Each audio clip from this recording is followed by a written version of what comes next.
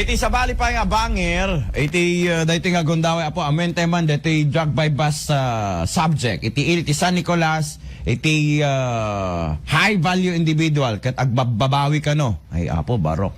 Is this the SK Kagawad? Yes. Oh, ni SK Kagawad niya natili. O gapo iti illegal drugs apo agbabawi ka non. Taga San Nicolas. Ito man amen, apo iti biyang ti Philippine National Police. IFM News. IFM News. IFM News. Police Report. Police Report. Agbababawin tinatiliw a regional priority level ken high value individual subject to drug by bus operation amay sangas kay Kagawad iti barangay 23 sa Nicolas, Ilocos Norte. Babaen iti naisayangkat a drug by bus operation iti namin sa nakalman. Inlawlawag ni alias Tek ari naman na nalaing ti droga ken saan na talaga nga isun agus usar ken naglaklako iti illegal a droga. Imbatad na a pagbabawian na iti panakyam amuna iti atapin na anang ishoot ken kuana abarkada na iti barangay 9 sa Nicolas, Ilocos Norte. Na asaan na ngayon pagarup akas to tinaubra ken kuan nakit di mawat pa isunan ti pamakawan iti kapitan ti barangay 23 Santa Cecilia gapo ti pamati na anarugitan na ti konseho da gapo ta isunan ket may sa nga SK Kagawad. Tawag kayo kasi.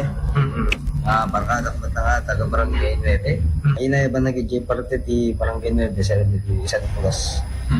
Documented na kanya.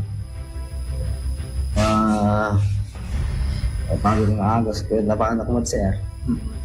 Sakto nga dadwa nga mga rurut nga hindi kami ti yamun pideya ti gaya sir kilam multak madlatang padak nisukan ti may bago na tirogan sir.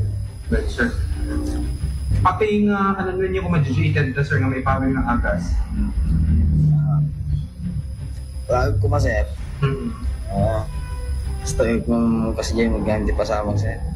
Ano dun sir, ilapong rin usaran nyo? Saron sir. Usaran nyo. Yan no. Dati nga hindi ka nakaideto yan sir, individual, hindi may paming ng agas. Dati sir, dati. Then sir, nagkasano kayo nagapamungan yun sir? Basta mudat ka po na sir. Ipanamnama ti PNP sa Nicolas nga agtultuloy ti kampanyada kontra illegal a droga. Para iti IFM News, Idol Lawrence Martinez, Tatak, RMN.